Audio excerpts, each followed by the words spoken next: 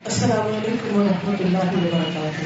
وعلیکم السلام ورحمۃ اللہ وبرکاتہ۔ اس سے پہلے کہ ہم پروگرام شروع کریں، ہم سب اپنی اپنی نیت کا اس وقت جائزہ لیں کہ ہم یہاں کیوں آئے ہیں، کیا کرنے کے لیے آئے ہیں، یہ محفل کیوں سجائی گئی، میں اپنے گھر سے کیوں نکلی، میں نے اپنا وقت کیوں نکالا ہے یہاں آنے کے لیے، میرے آنے کا کیا مقصد ہے۔ وہ مقصد ذہن میں تازہ کرنا، اور وہ مقصد ایک ہی ہونا چاہیے، اللہ کی رضا کے لیے اللہ کے دین کی باتیں سیکھنا اور ان پر عمل کرنا، کیونکہ جو شخص علم کے راستے پہ چلتا ہے اس کے لیے جنت کا راستہ آسان کر دیا جاتا ہے۔ اللہ سبحانہ و تعالیٰ ہم سب کے لیے جنت کے راستوں کو آسان کر دے۔ اور جب کسی انسان کے ذہن میں مقصد ہوتا ہے، مقصد واضح ہوتا ہے، تو پھر وہ آس پاس کی ساری چیزوں کو بھول کر صرف مقصد پہ فوکس کرتا ہے کہ میں نے کچھ سیکھنا ہے۔ پھر نہ وہ لوگوں کو دیکھتا ہے نہ وہ اور کسی کو، صرف ایک ہی سوچ میں رہتا ہے کہ میں اس مقصد کو کتنا حاصل کر پا رہا ہوں۔ اگر یہاں آ کر بھی ہم نے کچھ سنا نہیں، سمجھا نہیں، ساتھ نہیں لے کر گئے، عمل نہیں کیا، تو یہاں آنا اور نہ آنا برابر۔ ہم سب خواتین ہیں، ہمیں معلوم ہے کہ ہمارے گھروں میں کتنے کام ہیں، ہماری کتنی بڑی بڑی ذمہ داریاں ہیں، ہم فارغ لوگ تو نہیں، اور کس کس مشکل سے اجازت لے کر آئے، گھر والے چھوڑتے بھی کب، کتنے بندوبست کر کے پیچھے آئے، تو جب اتنی مشکلوں سے یہاں پہنچے ہیں تو پھر محروم تو نہ جائیں، کچھ لے کر جائیں۔ تو اگر آپ کے پاس کاپی پین ہے تو موٹی موٹی باتیں لکھتے جائیں تاکہ یہاں سے جانے کے بعد بھی دوبارہ کسی وقت دیکھیں اور یاد آئے تو عمل کر سکیں۔ تو چلیے ہم اللہ کا نام لے کر شروع کرتے ہیں۔ نحمدہ ونصلی علی رسولہ الکریم، اما بعد، فاعوذ باللہ من الشیطان الرجیم، بسم اللہ الرحمن الرحیم، رب اشرح لی صدری ویسر لی امری واحلل عقدۃ من لسانی یفقہوا قولی۔ آج ہم انشاءاللہ سیرت رسول صلی اللہ علیہ وسلم پر بات کریں گے، آپ صلی اللہ علیہ وسلم کے اخلاق اور معاملات پر بات کریں گے تاکہ ہم بھی اپنے اخلاق کو، اپنے معاملات کو بہتر کر سکیں، کیونکہ اسی پر ہماری دنیا کی کامیابی اور آخرت کی کامیابی کا انحصار ہے۔ انسان اور جانور میں بہت بڑا فرق یہی ہے کہ انسان کے اندر عقل ہے اور جانوروں میں عقل نہیں۔ انسان سمجھ بوجھ رکھتا ہے، انسان علم حاصل کر سکتا ہے، انسان اپنے اخلاق اور کردار کو سنوار سکتا ہے، وہ ایک خوبصورت انسان بن سکتا ہے اور اپنی آخرت کو بھی سنوار سکتا ہے۔ اس لیے بہت ضروری ہے کہ ہم دنیا کے کامیاب ترین انسان یعنی محمد رسول اللہ صلی اللہ علیہ وسلم کے کردار کو جانیں، آپ کی شخصیت کو جانیں، آپ کی سیرت کو جانیں، تاکہ ہم بھی اس کے مطابق عمل کر سکیں، آپ کی پیروی کر سکیں۔ جس طرح وہ اللہ سبحانہ و تعالیٰ کے محبوب تھے، ہمیں بھی اللہ سبحانہ و تعالیٰ کی محبت حاصل ہے۔ ہم آپ کی امت ہیں، اس اعتبار سے ہم خوش قسمت ہیں، لیکن ہمیں سوچنا چاہیے کہ ہم کیسی امت ہیں، کیسے پیروکار ہیں۔ کیا واقعی وہ قیامت کے دن ہمیں دیکھ کر فخر محسوس کریں، یا ہمیں دیکھنا نہیں چاہیے کہ یہ کس قسم کے لوگ کہ جو صرف ایک بھیڑ ہے، جن کو کوئی عقل سمجھ نہیں کہ کیا کرنا چاہیے اور کیا نہیں کرنا چاہیے۔ تو بہت ضروری ہے کہ ہم صرف آج کے لیکچر میں نہیں، مستقل طور پر اس چیز کے پیچھے لگ جائیں کہ ہم اپنی زندگی کو کس طرح بہتر بنائیں، ہم کیسے کامیاب ہوں، ہم کیسے اللہ سبحانہ تعالیٰ کے محبوب بنے، ہم کیسے اس کو راضی کریں۔ ہم لوگوں کو نہ دیکھیں، ہم محمد رسول اللہ صلی اللہ علیہ وسلم کو دیکھیں کہ وہ کیسے تھے۔ ہم عام طور پر بہت سی باتیں لوگوں کو دیکھ کر سیکھ رہے ہوتے ہیں، وہ ٹرینڈز، وہ رویے، وہ طریقے اختیار کرنے کی کوشش کرتے ہیں جو لوگوں کی نظروں میں بڑے اچھے ہوتے ہیں، تاکہ ہم ان کے فیوریٹ بن سکیں، ان کے دل پسند بن سکیں. لیکن یہ بھول جاتے ہیں کہ ہمیں اللہ سبحانہ وتعالیٰ کا پسندیدہ بننا ہے، کیونکہ ہم آئے اسی کے پاس سے ہیں، ہمیں جانا اسی کی طرف ہے، اور ہمارا آخری ٹھکانا اور آخری مقام بھی اس کے ہاتھ میں ہے. جب تک وہ راضی نہیں ہوگا، ساری دنیا بھی راضی ہو جائے تو بات نہیں بنے گی. اس لیے یہ ہم سب کے اپنے بھلے میں ہے، فیور میں ہے کہ ہم محمد رسول اللہ صلی اللہ علیہ وسلم کی سیرت سے دن رات سیکھتے رہیں. کسی کا بھی طریقہ اپنانے کے لیے، کسی کا بھی طرز زندگی اپنانے کے لیے ضروری ہوتا ہے کہ اس پر اعتماد ہو، یقین ہو. اس لیے رسول اللہ صلی اللہ علیہ وسلم پر ایمان لانا، آپ پر اعتماد کرنا، آپ پر یقین ہونا بے حد ضروری ہے. اور اس کا بہت بڑا اجر بھی ہے. یعنی آپ پر ایمان لانا جہاں آپ کی پیروی کرنے کا ذریعہ ہے، وہاں اس میں کامیابی ہی کامیابی ہے. ایک آدمی نے آپ صلی اللہ علیہ وسلم سے عرض کیا کہ یا رسول اللہ صلی اللہ علیہ وسلم، جس نے آپ کو دیکھا اور آپ پر ایمان لایا اس کے لیے توبہ ہے، خوشخبری ہے. آپ نے فرمایا ہاں واقعی اس کے لیے توبہ ہے، خوشخبری ہے. اور ساتھ ہی آپ نے فرمایا اور توبہ ہے، پھر توبہ ہے، پھر توبہ ہے. یعنی 3 خوشخبریاں ہیں، 3 مقام ہیں اس کے لیے جو مجھ پر ایمان لایا حالانکہ اس نے مجھے دیکھا ہی نہیں. اور یہ خوشخبریاں ہم سب کے لیے کہ ہم نے آپ کو دیکھا نہیں، ہم آپ کے دور میں پیدا نہیں ہوئے، لیکن ہم آپ پر ایمان رکھتے ہیں. ایک دوسرے آدمی نے آپ صلی اللہ علیہ وسلم سے پوچھا کہ یا رسول اللہ صلی اللہ علیہ وسلم، توبہ سے مراد کیا ہے؟ توبہ کیا چیز ہے؟ فرمایا یہ جنت میں ایک درخت ہے جس کی مسافت 100 سال کے برابر ہے. اتنا بڑا درخت ہے کہ 100 سال اس کے سائے میں اگر کوئی چلتا رہے تو وہ سایہ ختم نہ ہو. اور اہل جنت کے کپڑے اسی کی تہ سے نکلیں گے. یہ خوبصورت مٹیریل، بہترین لباس.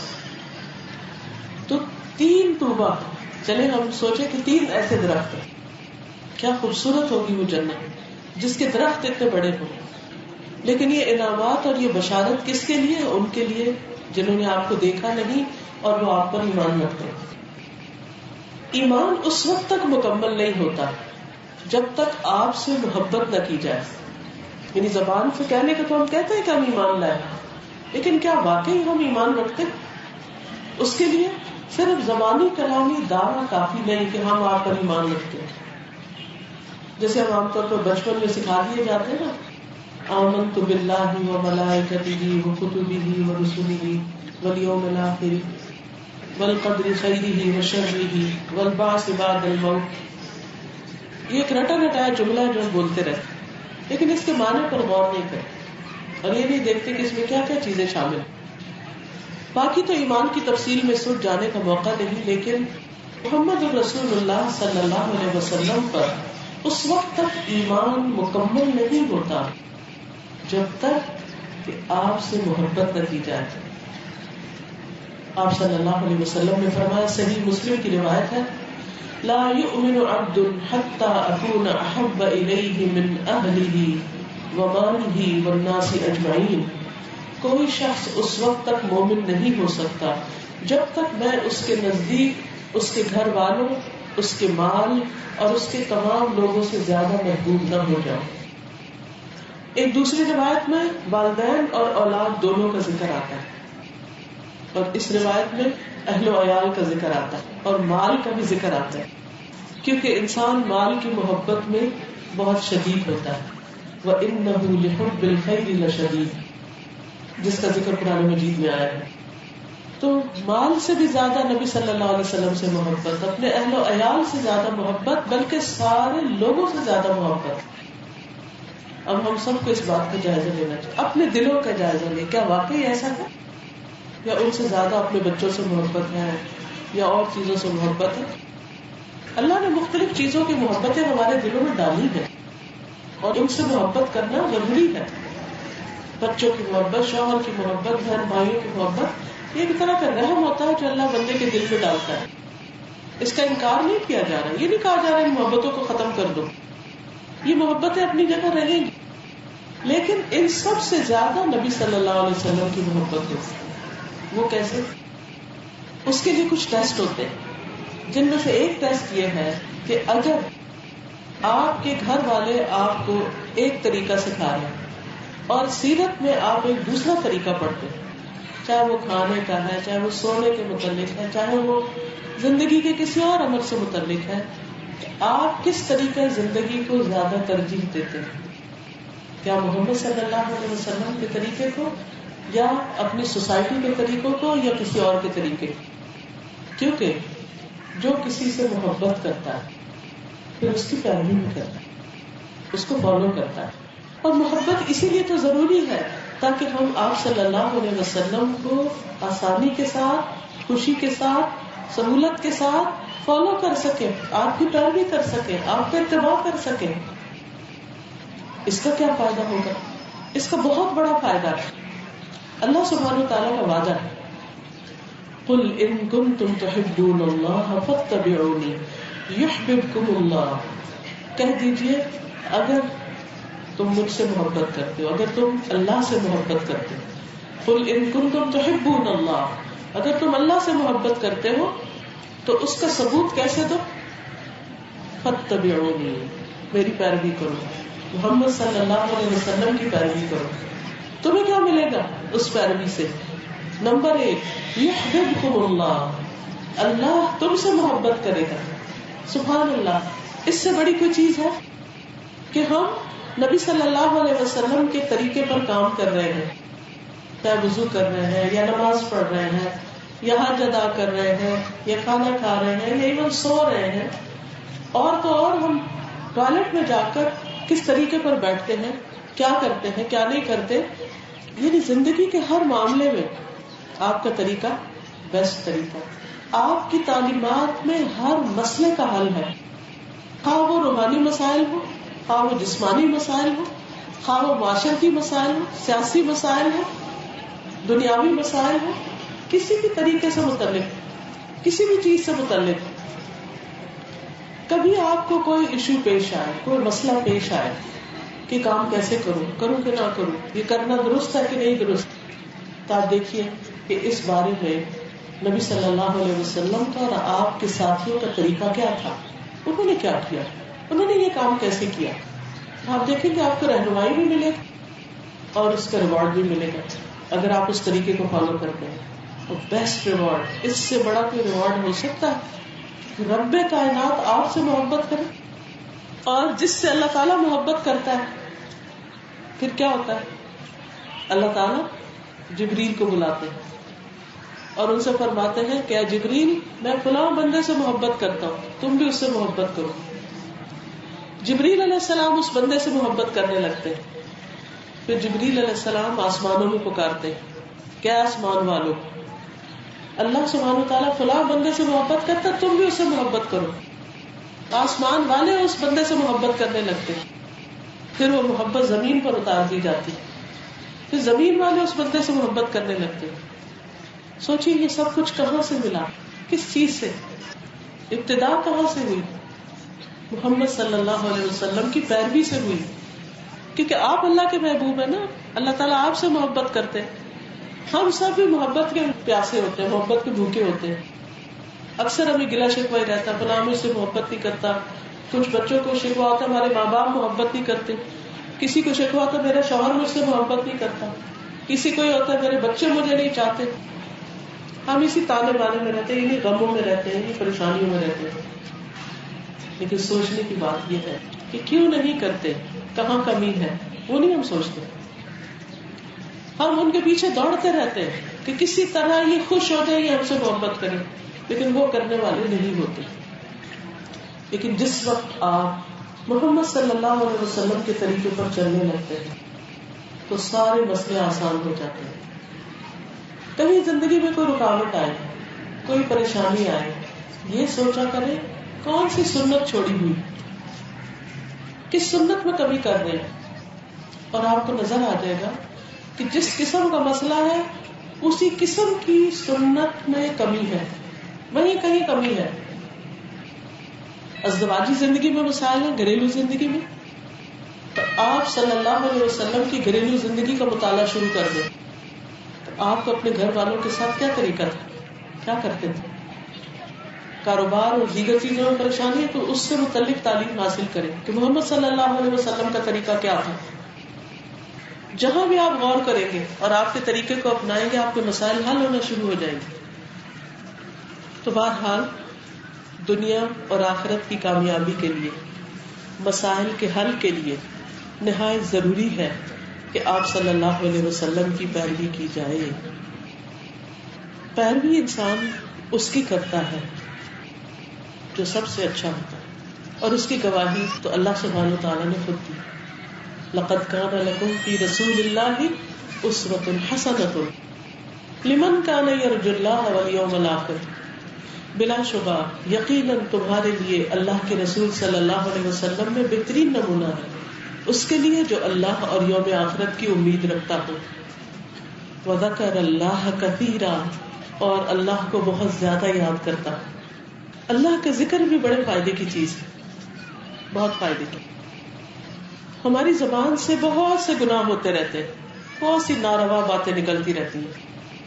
ہم کتنا بھی کنٹرول کرنے کی کوشش کریں کوئی نہ کوئی مسئلہ رہتا ہی ہے. پھر بھول جاتے، پھر سلپ ہو جاتے ہیں. پاؤں بھی سلپ ہوتا لیکن زبان زیادہ سلپ ہوتی ہے. اس کا علاج کیا ہے، اس کا حل کیا ہے، اس کا ذکر کیا ہے، اس کا طریقہ کیا ہے کہ پھر اس کا ازالہ کرے. اس کا طریقہ ہے ذکر کی کثرت کرے. تو ان الحسنات یذہبن السیئات، حسنات نیکیاں، سیئات یعنی برائیوں کو لے جائیں گی، مٹا دیں گی. زبان کے گناہ ہیں ان کو مٹانے کے لیے زبان ہی سے اچھا کام کرے. مال کے اندر کوئی خرابی ہے تو مال کے ذریعے صدقہ کرے. اسی طرح جس چیز سے متعلق کہیں کمی بیشی ہے اسی سے متعلق نیکی زیادہ کرے. نبی صلی اللہ علیہ وسلم کو اگر دیکھا جائے، آپ کی حیات طیبہ کا مطالعہ کیا جائے تو آپ ہر لحاظ سے بہترین انسان ہیں. ہر لحاظ سے، اپنے حسب نسب کے لحاظ سے، اپنے خاندان اور قبیلے کے لحاظ سے، اپنے شاید لوگوں کو کچھ جگہ نہیں لگے، تھوڑا تھوڑا آپ آگے اگر سرک گئے تو پیچھے جگہ خالی ہو گئی، تھوڑا تھوڑی آگے جگہ ہے. ذرا سی تکلیف کریں گے تو انشاءاللہ دوسروں کے لیے آسانی ہو جائے. جزاکم اللہ خیر. سب لوگ تھوڑا سا ہے. قرآن مجید میں آتا ہے یا ایھا الذین آمنوا اذا قیل لکم تفسحوا فی المجالس فافسحوا یفسح اللہ لکم.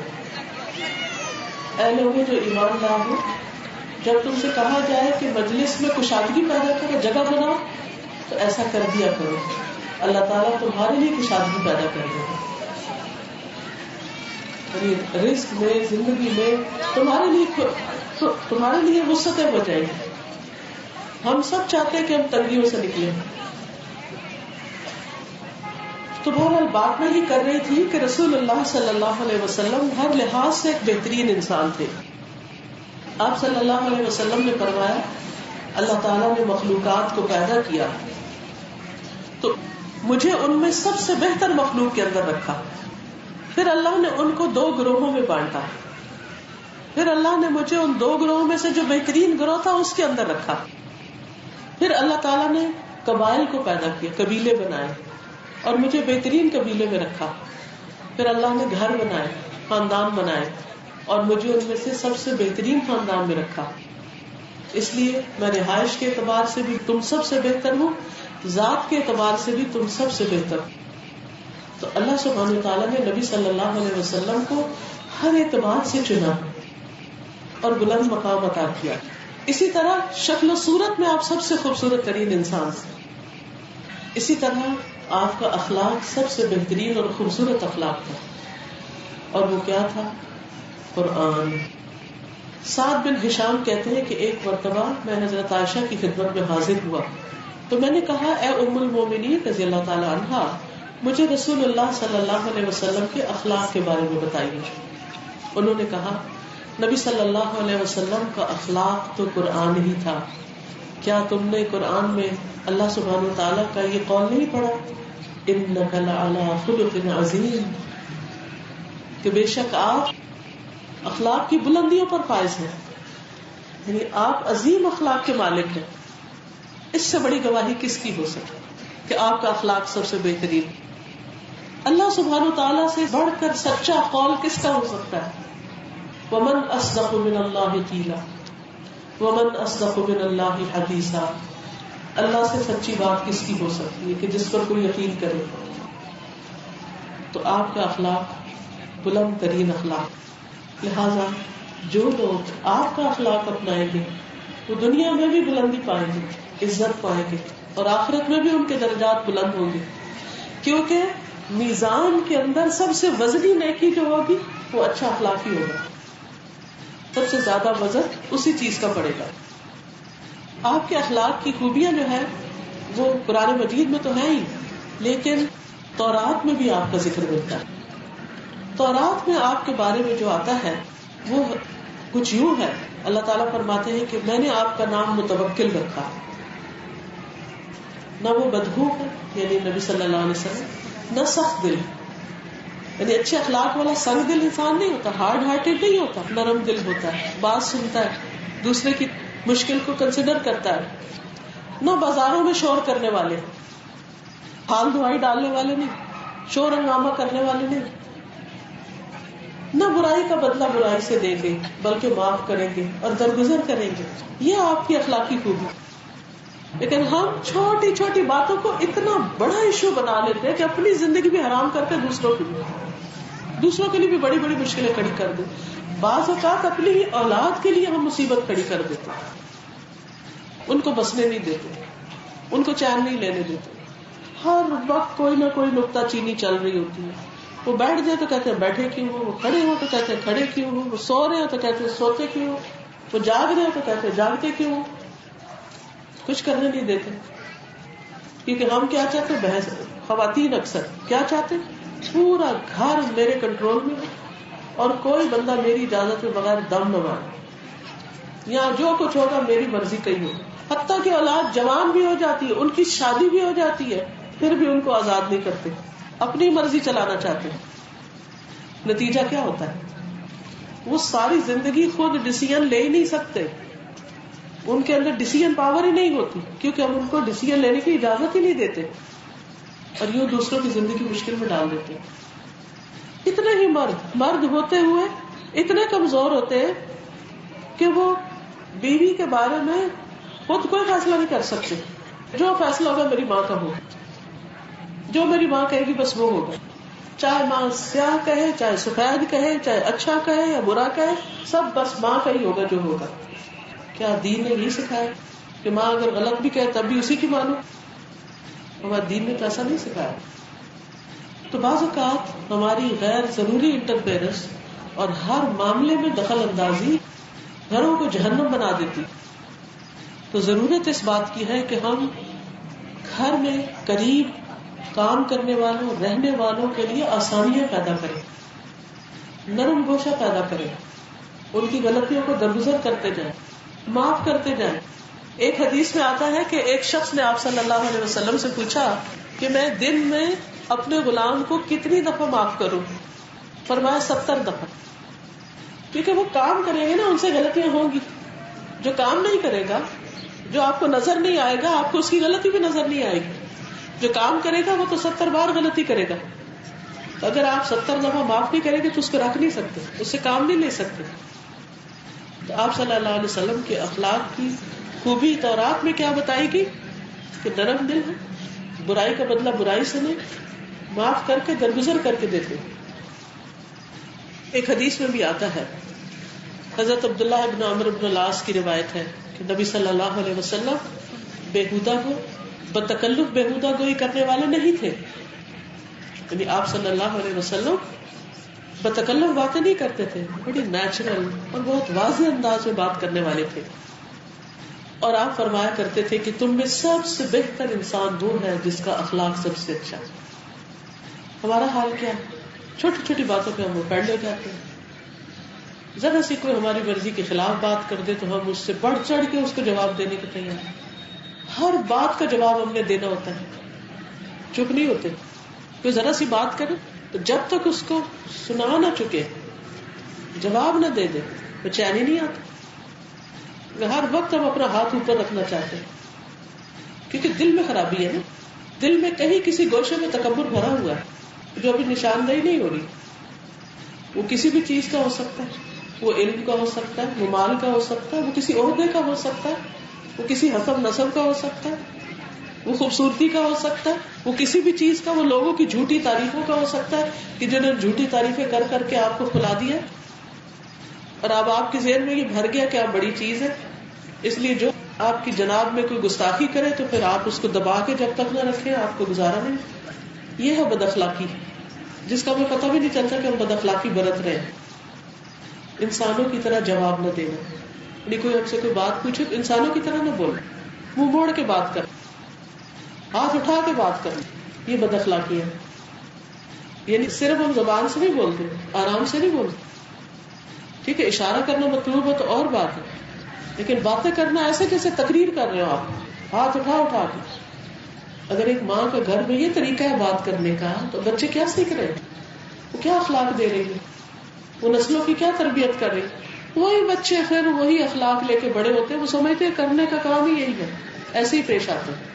کیونکہ بچوں کی تربیت رول ماڈلنگ سے ہوتی ہے. جو کچھ ماں باپ کرتے ہیں وہ آنکھیں بند کر کے وہی سیکھ لیتے ہیں. پھر اسی طرح آپ صلی اللہ علیہ وسلم کم گو تھے, بلا ضرورت باتیں نہیں کرتے تھے, بہت نہیں بولتے تھے, زیادہ خاموش رہنے والے, کم ہنسنے والے. ہمیں چین ہی نہیں آتا جب تک ہم بولے نہ چلے جائیں. یہ سائنٹیفکلی بات پرووڈ ہے کہ عورتیں جو مردوں کے مقابلے میں زیادہ بولتی, کیونکہ شاید انہوں نے بچوں کو پالنا ہوتا ہے, انہیں سکھانا ہوتا ہے, انہیں تعلیم دینی ہوتی ہے, اس لیے کنٹرول بھی زیادہ مشکل ہے. لیکن پھر بھی ہمیں اپنی حرکتوں کا جائزہ لینا چاہیے کہ جہاں ہم بول رہے ہیں واقعی ہمیں بولنے کی ضرورت بھی ہے یا خواہ مخواہ بولے ہی چلے جا رہے ہیں. کیونکہ بعض اوقات ہم زیادہ بولنے کو اچھا اخلاق سمجھتے ہیں. تو اس معاملے میں اعتدال ضروری ہے, نہ تو بالکل چپ ہو کے گم سم بیٹھ گئے کہ اب تو میں نے بولنا ہی نہیں, اور نہ ٹو مچ ٹاکنگ. ضرورت کے تحت بات کریں, ضروری بات کریں, مجلس میں حصہ لیں, صحیح بات کریں, حق بات کریں, لیکن نہ مکمل خاموشی اور نہ بہت زیادہ باتیں, اعتدال. اسی طرح آپ صلی اللہ علیہ وسلم کی گفتگو میں ٹھہراؤ تھا, ٹھہر ٹھہر کے بولتے, بہت تیز باتیں نہیں کرتے تھے. خاص طور پر جو دین کی تعلیم دیتے ہیں, تبلیغ کرتے ہیں, انہیں اس اخلاق کو ضرور اپنانا چاہیے کہ جو بات وہ لوگوں سے کریں وہ ان کو سمجھ آئے. ایسی گاڑی نہ چلائے کہ وہ پیچھے ہی بھاگتے چلے گئے کہ ہو کیا رہا ہے, کدھر جا رہے. پھر اسی طرح گفتگو کے اندر ملائمت, شفقت, مزاح, لیکن مزاح میں بھی حق بات, سچائی, جھوٹے مذاق نہیں. بہت سے لوگ جھوٹ بول لیتے ہیں ہنسانے کے لیے, پھر جب ان کو پکڑا جائے کہ تو غلط بات ہے کہتے نہیں اب اس کے دن میں تو صرف مذاق کر رہا تھا. آپ صلی اللہ علیہ وسلم نے اس شخص کے لیے ہلاکت کی خبر دی کہ جو مذاق میں بھی جھوٹ بولے. اگر مذاق میں جھوٹ بولنا اتنا غلط ہے تو سوچئے حقیقت میں جھوٹ بولنا پھر کتنا غلط ہوگا. اسی طرح بچوں سے جھوٹ بھی جھوٹ ہی ہے. تو اگر بچوں سے جھوٹ بولنا جائز نہیں تو بڑوں سے جھوٹ بولنا کہاں جائز ہوگا. لیکن ہم بچوں کی تربیت کرتے ہوئے عام طور پر کیا کرتے ہیں, چھوٹی چھوٹی بات میں وہ چڑیا لے گئی, وہ کوا لے گیا, وہ آج وہ بلی آ جائے گی, وہ فلاں آ جائے گا, وہ پکڑ لے گا, ڈراتے رہتے ہیں ان کے گلا ہوتا. نتیجہ کیا ہوتا ہے, بزدل بچے پیدا ہوتے ہیں, بزدل بچے پروان چڑھتے ہیں, ان کے اندر بہادری کی کوالٹی نہیں ہوتی, ہر چیز سے ڈر رہے ہوتے ہیں, زندگی میں رسک نہیں لے سکتے, خطرات مول نہیں لے سکتے, آگے نہیں بڑھ سکتے, گھبراتے ہی رہتے ہیں کیونکہ خوف بیٹھے ہوئے ہوتے ہیں دل میں. تو ماؤں کے لیے لازم ہے کہ وہ بچوں کے دلوں کے اندر خوف نہ ڈالیں. بچے اگر ڈر بھی رہے ہوں تو اس ڈر کو نکالیں کہ ڈرنے کی ضرورت نہیں ہے, کیونکہ اس طرح تو وہ کہیں بھی آگے نہیں بڑھ سکتے. پھر اسی طرح نبی صلی اللہ علیہ وسلم بہت باحیا تھے. حیا صرف لباس میں نہیں ہوتا, حیا گفتگو میں بھی ہوتا کہ آپ کس سے بات کر رہے ہیں. تو آپ کا حیا آپ کو روکے گا کہ آپ بدتمیزی نہ کریں, بد اخلاقی نہ کرتے. اگر آپ بے حیا ہیں تو آپ پہنچ گو بھی ہو, گالیاں دینے سے بھی نہیں چوکے. نبی صلی اللہ علیہ وسلم نے کبھی کسی کو گالی نہیں دی, آج کچھ لوگوں کا حال یہ ہے کہ کوئی بات شروع کرتے گالی سے شروع. تو تکیہ کلام بنایا ہوا, کہاں سے سیکھی انہوں نے؟ ہو سکتا گھر سے ہی سیکھی, بچپن میں ماں یا کوئی باپ یا کوئی نہ کوئی ادھر ادھر گالیاں دیتا ہوں. پھر ہم کہتے ہیں وہ محلے سے سیکھا. محلے والوں کو کس نے سکھائی گالیاں؟ وہاں بھی تو کوئی ہے نا. بچے ماں کے پیٹ سے تو گالیاں لے کے پیدا نہیں ہوتے, کوئی تو بولتا ہے نا جن سے وہ پک کر لیتے ہیں. یہ مسلمانوں کی کلچر نہیں ہے, اس سے پرہیز کرنا ضروری ہے, اس کو بدلنے کی ضرورت ہے. مجھے اچھی طرح یاد ہے کہ جب ہم چھوٹے تھے ویسے اسکول میں جا کے بچوں سے باتیں سنتے ہیں, کچھ لفظ پک کر کے آ جاتے ہیں. ایسے ہی میں نے کوئی لفظ, مجھے لفظ تو یاد نہیں کہ کوئی لفظ پک کر دیا, گھر آ کے بولا. پھر والد اتنے ناراض ہوئے, نے کہا کہ اگر تم نے ایسا لفظ دوبارہ بولا تمہاری قبر میں سانپ ہوگا. بہت چھوٹی تھی اس وقت, قبر کے سانپ سے ڈرایا, ایسے لفظ دوبارہ نہیں بولنا. وہ ایسی دماغ میں ایسی چیز بیٹھی کہ اس طرح کے لفظ جو ہیں یہ منہ سے نہیں نکالنے. ماں باپ بھی بتاتے نا یہ بولنے اور یہ نہیں بولنا, اور اگر ماں باپ خود بول رہے ہیں تو بچے کو کیسے روک سکتے؟ نہیں روک سکتے.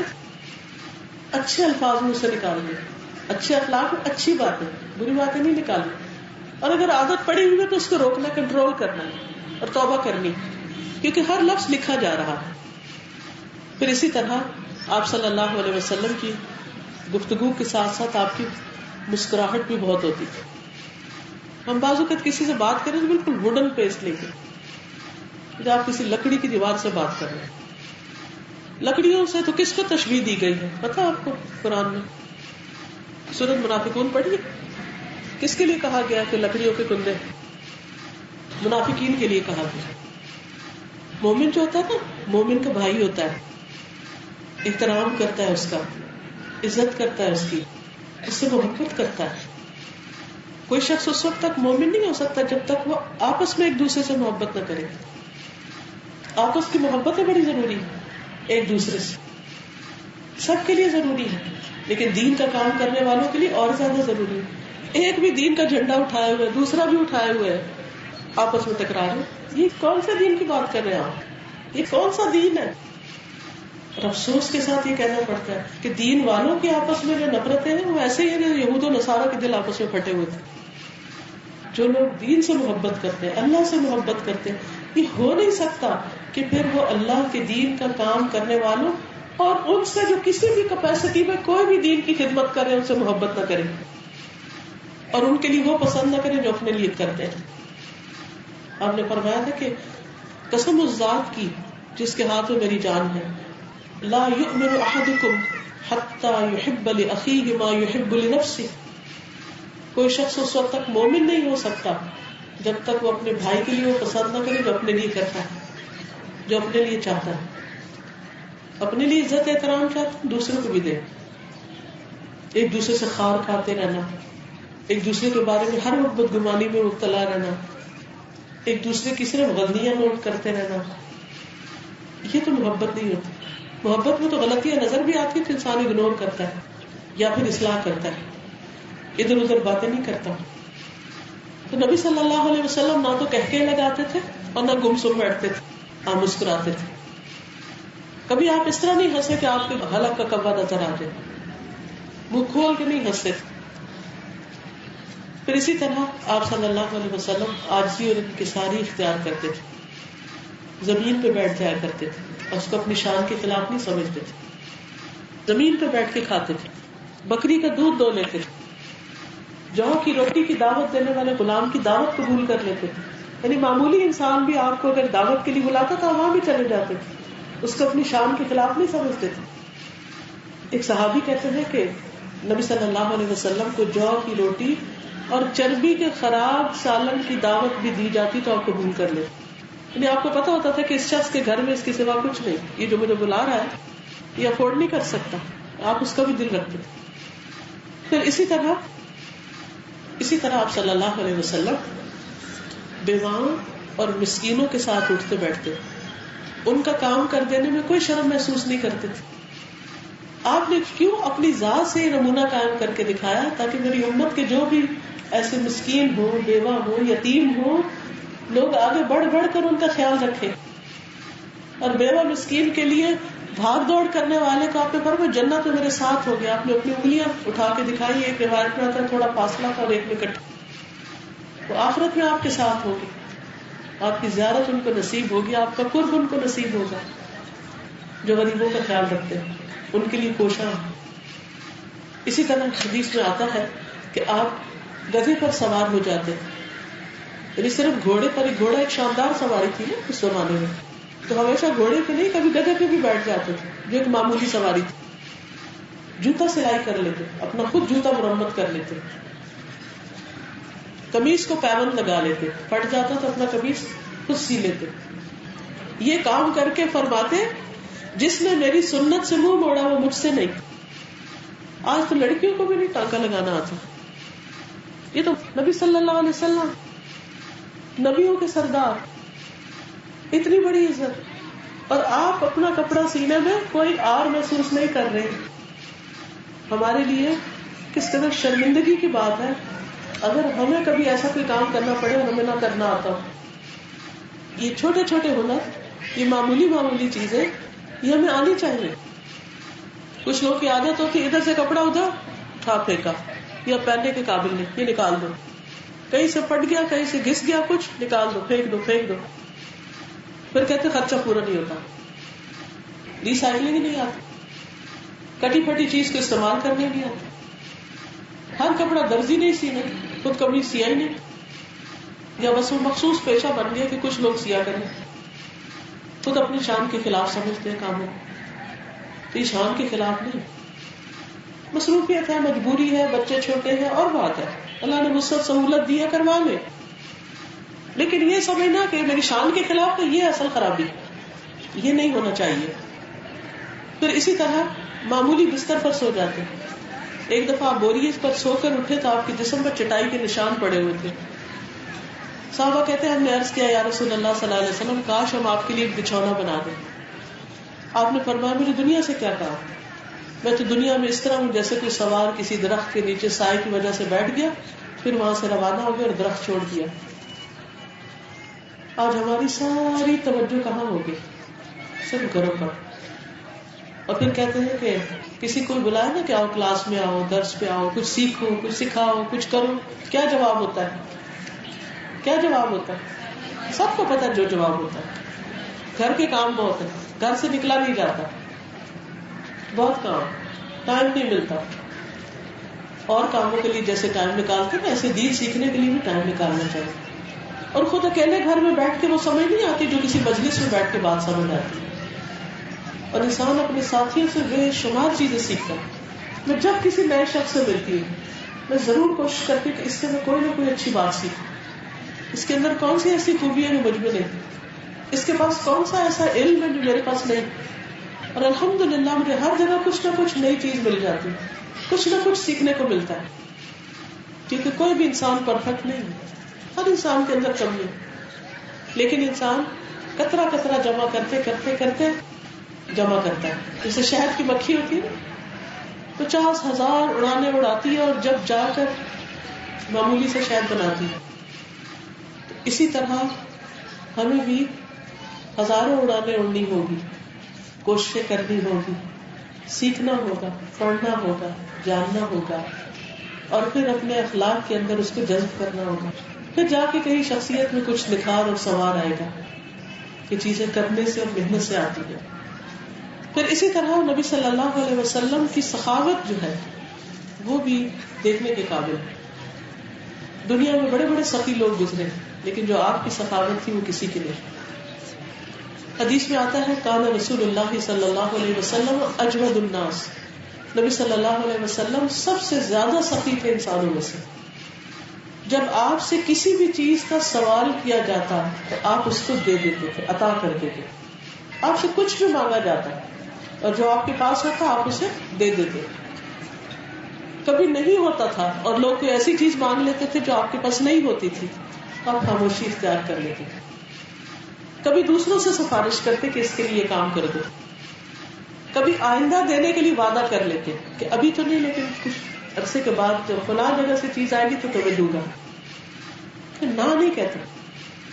پھر اسی طرح انتہائی رحم دل تھا. لوگوں کی ضرورت کو اپنی ضرورت سمجھ کے ان کی مدد کرتے ہیں. اور انسان دوسروں کی مدد صرف اسی وقت کر سکتا ہے جب اس کے دل میں رحم دلی، ہمدردی، وہ دوسرے کے دکھ کو محسوس کر سکے. پھر اسی طرح آپ صلی اللہ علیہ وسلم نے کبھی اپنی ذات کے لیے انتقام نہیں لیا تھا. جب اللہ کی حدیں ٹوٹتی تو پھر آپ بدلہ لیتے تھے. اسی طرح ہر موقع پر آپ اپنے جذبات کا اظہار کیا کرتے تھے. مثلا اگر کوئی خوشی کی خبر ملتی تو خوشی کا اظہار کرتے. حدیث میں آتا ہے جب آپ خوش ہوتے تو آپ کا چہرہ مبارک چاند کی طرح چمکنے لگتا ہے، جو ہے چاند کا ٹکڑا ہو. خوشی کے اثرات آپ کے چہرے پر ہوتے، ہمیں آپ کے چہرے سے معلوم ہو جاتا کہ آپ بہت خوش ہیں. اسی طرح غم کے موقع پر آپ کے چہرے سے پتہ چلتا کہ آپ بہت غمگین ہیں. حضرت عائشہ کہتی ہے کہ جنگ موتا میں زید بن حارثہ جو آپ کے منہ بولے بیٹے تھے، جعفر جو آپ کے چچا کے بیٹے تھے، عبداللہ بن رواحہ جو آپ کے شاعر تھے، تینوں یکے بعد دیگرے شہید ہو گئے. آپ کو شدید غم پہنچا. آپ مسجد میں آ کر بیٹھ گئے اور غم کے اثرات آپ کے چہرے پر دیکھے جا رہے تھے. کبھی کبھی یہ بھی ہوتا تھا کہ آپ کے آنسو بھی نکل آتے تھے، جیسے آپ کے بیٹے ابراہیم کی وفات پر آپ رونے لگے. صحابہ نے دیکھا تو ان کے لیے ذرا حیران کن منظر تھا. انہوں نے عرض کیا کہ اللہ کے رسول صلی اللہ علیہ وسلم آپ بھی روتے؟ آپ نے فرمایا ہاں، دل غمگین ہے، آنکھیں آنسو بہاتی ہیں، لیکن زبان سے اس کے سوا کچھ نہیں نکلے گا جو رب کو راضی کرے. حق بات صرف نکلے گی مجھ سے، اللہ سے کوئی شکوہ نہیں، ناراضگی نہیں. ہم سب غم کے موقع پر کیا کرتے ہیں؟ کس طرح غم مناتے ہیں؟ کوئی فوت ہو جائے تو کیا کرتے ہیں؟ بہن، چیخنا چلانا، بال نوچنا، گلا پھاڑنا، ایسے کام کرنا. یہ اللہ کے رسول صلی اللہ علیہ وسلم کی سنت ہے. اللہ نے انسان کو ایک ڈگنیٹی دی، یہ انسان کی ڈگنیٹی کے خلاف ہے کہ انسان ایسی حرکتیں کرے کہ اپنے ہی آپ کو نقصان دے. پھر اسی طرح آپ صلی اللہ علیہ وسلم کا اپنے گھر والوں کے لیے اخلاق بہت اچھا تھا.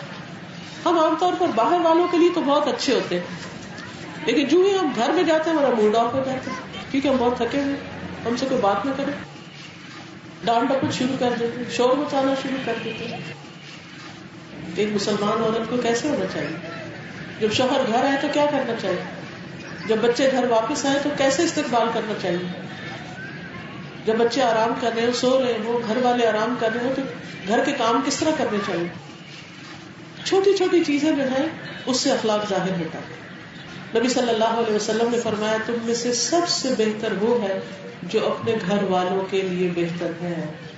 یعنی کسی انسان کی اچھائی معلوم کرنا ہو تو یہ دیکھو اس کا معاملہ اس کے گھر والوں کے ساتھ کیسا ہے. اور فرمایا میں تم سب کی نسبت اپنے گھر والوں سے اچھا ہوں. ہم سب سوچیں ہم اپنے بہن بھائیوں کے ساتھ کس طرح پیش آتے ہیں، بچوں کے ساتھ کیسے پیش آتے ہیں، ساس سسر کے ساتھ کیسے پیش آتے ہیں، ایون ماں باپ کے ساتھ. ایک دفعہ میں کہیں سفر کر رہی تھی تو جہاز میں جا رہی تھی تو میرے آگے والی سیٹ پر تو خاتون بیٹھی ہوئی تھی تو حجاب لیا ہوا تھا. مجھے اچھا لگا، میں نے کہا ماشاء اللہ سے حجاب لے کے جا رہی ہے. جس انسان دیکھتا ہے کسی کو بھی راستے میں حجاب میں دل خوش ہوتا ہے کہ ایک عورت نے اپنا مقام پہچان لیا ہے، اپنے آپ کو ڈھک لیا ہے. ڈھکی ہوئی عورت اچھی لگتی کہ وہ اپنی حفاظت کر رہی ہے، وہ اپنی بیوٹی کو مردوں کے لیے نمائش نہیں لگائی ہوئی، سمجھداری کا ثبوت دے رہی ہے. اب وہ کہ جہاز سے اترے تو ہم ایئرپورٹ پہ جب سامان لینے کے لیے کھڑے ہوئے تو اس خاتون کے ساتھ ان کی ماں بھی تھی. تو وہاں پر ایک طرف سیٹ پہ میں بیٹھی تو پچھلی طرف وہ تھی. تھوڑی دیر میرے کان میں ایسی آواز پڑی کہ وہی حجاب والی خاتون اپنی ماں کو ڈانٹ گئی. اس قدر مجھے افسوس ہوا، اس قدر مجھے افسوس ہوا. ہمارا دین صرف حجاب نہیں ہے. ہم کسی کو بغیر حجاب کے دیکھتے تو ہم کہتے ہیں اس کے اندر دین نہیں، چاہے اس کا اخلاق کتنا بھی اچھا ہے. لیکن اگر کسی نے حجاب لے لیا تو ہم کہتے ہیں بڑا دیندار ہے، چاہے اس کا اخلاق کوئی بھی ہو. ہرگز نہیں. حجاب لینا بھی دین ہے اور اچھا اخلاق بھی دین ہے. اپنے دین کو مکمل کریں. لیکن خاص طور پر حجاب لے کر جب آپ گھر سے باہر نکلیں، کوئی خرید و فروخت کریں، کسی دکاندار سے معاملہ کریں، کسی تانگے والے، بس، رکشے، ٹیکسی والے کے ساتھ بات کریں، ضرورت کے تحت کرنی پڑتی ہے نا. تو بڑے معروف اور معقول سمجھدارانہ کے انداز میں، نہ ہنس ہنس کے باتیں کرے، نہ بہت نرمی سے اور نہ ڈانٹ ڈپٹ کر کے، معروف طریقے سے معقول طریقے سے بات کرے. اور یاد رکھیں آپ کا سڑک پہ اٹھتا ہوا ایک ایک قدم آپ کی دین کی نمائندگی کہ آپ نے حجاب کیا ہوا. لوگ دور سے دیکھ رہے ہیں کہ حجاب والی جا رہی ہے، یہ کرتی کیا ہے. حجاب کو بدنام نہ کریں. حجاب پہن کے آپ دین کے نمائندہ ہو جاتے ہیں. اس نمائندگی کا لحاظ رکھیں، اس کا خیال رکھیں، اور کوئی ایسا کام نہ کرے جو دین کو بدنام کرے کہ لوگ کہیں کہ دیکھو اس نے پردہ کیا ہوا اور یہ بولتی کیسے. اسی طرح بعض اوقات لوگ دیندار لڑکی کی تلاش میں ہوتے ہیں کہ کوئی اچھی دیندار لڑکی ملے. وہ دیکھتے ہیں لڑکی نے حجاب کیا ہوا، نماز پڑھتی، وہ بڑے شوق سے شادی کر کے لے آتے ہیں. اس کے بعد لڑکی نہ گھر والوں میں گھلتی ملتی، نہ کوئی خدمت خاطر کرتی، نہ گھر میں کوئی انٹرسٹ لیتی. انہیں ایسے دین کا کیا فائدہ کہ وہ نمازیں چھوڑ تہجد بھی پڑھ رہی ہے لیکن انسانوں سے اسے کوئی محبت ہی نہیں، انسانوں کا کچھ خیال ہی نہیں، گھر سے کوئی تعلق ہی نہیں. یہ کون سا دین ہے؟ یہ کس دین کی بات ہے؟ تو دین اس چیز کا نام تو نہیں. تو کہتے چم نہیں کم پیارا. چم کا مطلب ہے آپ کی سکن، چمڑی. لوگ آپ کی شکل نہیں دیکھ کے خوش ہوتے رہیں گے، ان کو آپ کا کام چاہیے کہ آپ کرتے کیا ہے، ان کے ساتھ پیش کیسے آتے. بعض لوگ پردے کا بہانہ کر کے ہر وقت کمرے میں گھسے رہتے ہیں اور گھر کا کوئی کام کرنے کو تیار نہیں ہوتے، گھر والوں کی مدد خدمت کرنے کو تیار نہیں ہوتے. تو یہ طریقہ بھی ٹھیک نہیں. معقول طریقے سے کپڑا اوڑھے اور اپنے سارے کام کاج کر. دین ہمیں کام کرنے سے کبھی روکتا. حضرت فاطمہ رضی اللہ تعالیٰ عنہ کتنا کام کرتی تھی. ہم سمجھتے ہیں کہ دین صرف لیکچر دینے کا نام ہے، صرف نماز روزہ کر لینے کا نام ہے. دین صرف یہ نہیں ہے، گھر کے کام کرنا بھی دین کا حصہ ہی ہے. حضرت فاطمہ رضی اللہ تعالیٰ عنہ گھر کے اتنے کام کاج کرتی تھی کہ حد سے زیادہ تھک جاتی تھی. تو انہیں پتا چلا کہ نبی صلی اللہ علیہ وسلم کے پاس کچھ غلام آئے. انہوں نے جا کے ریکویسٹ کی کہ مجھے بھی کوئی غلام دے دیا جائے. آپ گھر پر نہیں تھے، حضرت عائشہ تھی، ان سے کہا کہ میری سفارش کر دو. نبی صلی اللہ علیہ وسلم کو جب پتا چلا، آپ صلی اللہ علیہ وسلم نے ان کو غلام دینے کی بجائے، حالانکہ آپ دے سکتے تھے، اگر ہم ہوتا تو اپنی بیٹی کو خادم ہی دیتے، لیکن آپ نے ایسا نسخہ بتایا، ایسی چیز بتائی جو ساری امت کی بیٹیوں کے کام آئے، کیونکہ ہر ایک کو خادم نصیب نہیں ہو سکتا. خادم ہوتا تو وہ صرف حضرت فاطمہ کے لیے ہوتا، لیکن آپ نے تھکاوٹ کا جو علاج ان کو بتایا وہ ہر ایک کے کام آنے والا، کیونکہ آپ سب کے باپ تھے. اور وہ کیا تھا کہ سونے سے پہلے 33 بار سبحان اللہ، 33 بار الحمدللہ، 34 بار اللہ اکبر کرو. تھکاوٹ دور ہو گئی. نیند نہیں آ رہی تب بھی یہی نسخہ، تھکاوٹ ہوگی یہی نسخہ. اور اگر دن کو بھی آپ تھک گئے، کام کرتے کرتے تھک گئے، لیٹ جائیں، لیٹ کے تسبیحات پڑھ لیں، آپ کی تھکاوٹ اتر جائے گی. اللہ کے ذکر سے دلوں کو بھی اطمینان ملے گا، جسمانی طور پر بھی سکون ملے گا. یہ کیسے ہو سکتا ہے کہ اللہ کے رسول صلی اللہ علیہ وسلم تھکاوٹ دور کرنے کا ایک طریقہ بتائیں اور انسان کی تھکاوٹ اس سے دور نہ ہوئی، ہو ہی نہیں سکتا. پورے یقین کے ساتھ پڑھے تو ضرور ہوگی دور انشاءاللہ. آپ اپنے گھر والوں سے محبت بھی کرتے تھے. حضرت عائشہ رضی اللہ تعالیٰ عنہ سے بہت محبت کرتے تھے. حضرت عمرو بن العاص کو نبی صلی اللہ علیہ وسلم نے غزوہ ذات السلاسل کا امیر بنا کر بھیجا. تو آپ صلی اللہ علیہ وسلم کے اس فعل پر انہیں خوشی ہوئی. تو انہوں نے پوچھا، اے اللہ کے رسول صلی اللہ علیہ وسلم، آپ کو سب سے زیادہ کس سے محبت ہے؟ کیونکہ ہر صحابی یہی سمجھتا تھا کہ آپ کو مجھ سے زیادہ محبت ہے. آپ نے فرمایا عائشہ سے. ایک صحابی کو بتا رہے کہ مجھے اپنی بیوی سے سب سے زیادہ محبت ہے انسانوں میں سے. کہنے لگے نہیں، آپ یہ بتائیے مردوں میں کس سے محبت ہے؟ ان کو شاید یہ خیال تھا کہ آپ میرا نام لیں. آپ نے فرمایا عائشہ کے بعد ابو بکر رضی اللہ تعالیٰ. پھر کسی اور کا شاید ذکر کیا. وہ کہنے لگے مجھے اتنی شرمندگی ہوئی کہ میں نے آپ سے یہ سوال ہی کیوں کیا. اور اس میں بھی ہم سب کے لیے سبق ہے کہ کسی سے ایسا سوال نہیں کرنا چاہیے، نہ اس کو امتحان میں ڈالے نہ خود کو مشکل میں ڈالے. اچھا ہی گمان رکھے ہر ایک کے بارے میں. محبت کا عملی اظہار بھی کرتے. حضرت عائشہ کہتی ہے کہ میں جس جگہ سے پانی پیتی تھی آپ وہیں سے اٹھا کے پانی پیتے، گوشت کو جس جگہ سے کھاتی تھی آپ کو دیتی، آپ اسی جگہ سے کھا لیتے. یہ چھوٹی چھوٹی چیزیں جو آپس میں محبت کو بڑھاتی اور گھریلو زندگی کو خوشگوار رکھتی. آپ کی گود میں آپ قرآن بھی پڑھ لیا کرتے تھے. لیکن کیا ہمارے گھروں میں میاں بیوی کے درمیان ایسی محبتیں ہیں؟ یہ محبت بھی دین کا حصہ ہے. اگر نہیں ہے تو اللہ سے مانگے اللہ ہمارے دل میں محبت پیدا کر دے گی اسے، تاکہ زندگی کا یہ بوجھ کم ہو جائے. اور یقین مانے اللہ سننے والا ہے، انشاءاللہ دعائیں قبول ہوگی. ہمت نہ ہارے، دل چھوٹا نہ کرے، مایوسی نہ اختیار کرے، مانگنا شروع کر دے. اللہ ہماری آپس میں محبت بڑھا دے. کہ یہ بھی تو نبی صلی اللہ علیہ وسلم کی سنت ہے نا، شوہر سے محبت کرنا اور شوہر کا بیوی سے محبت کرنا. جب یہ محبتیں ہوتی ہیں تو پھر باہر کا شر جو ہے نا وہ دور رہتا ہے، ورنہ اور لوگ بیچ میں انٹرفیئر کر جاتے ہیں، اس سے بڑی بڑی خرابیاں ہوتی ہیں، اس سے گھر ٹوٹ جاتے ہیں. اور خدا نخواستہ اگر عورت بگڑ جائے تو ہر چیز بگڑ جاتی ہے، انسان کے ایمان کو خطرہ پڑ جاتا ہے. تو یہ آپس کی محبت ہے، یہ ایمان کو بھی مضبوط کرتی ہے، آپ کے کردار کو مضبوط کرتی ہے، آپ کے اخلاق کو مضبوط کرتی ہے. اس کا ہونا بہت ضروری ہے.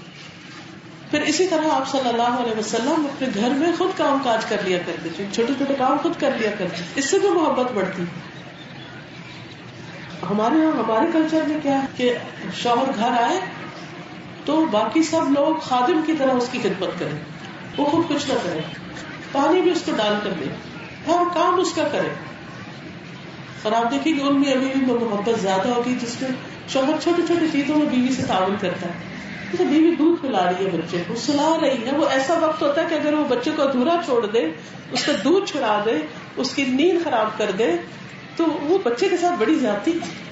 اور دوسری طرف ایک صحت مند انسان جو اپنا کام خود کر سکتا ہے وہ اگر خود کر لے تو کتنا بڑا تعاون.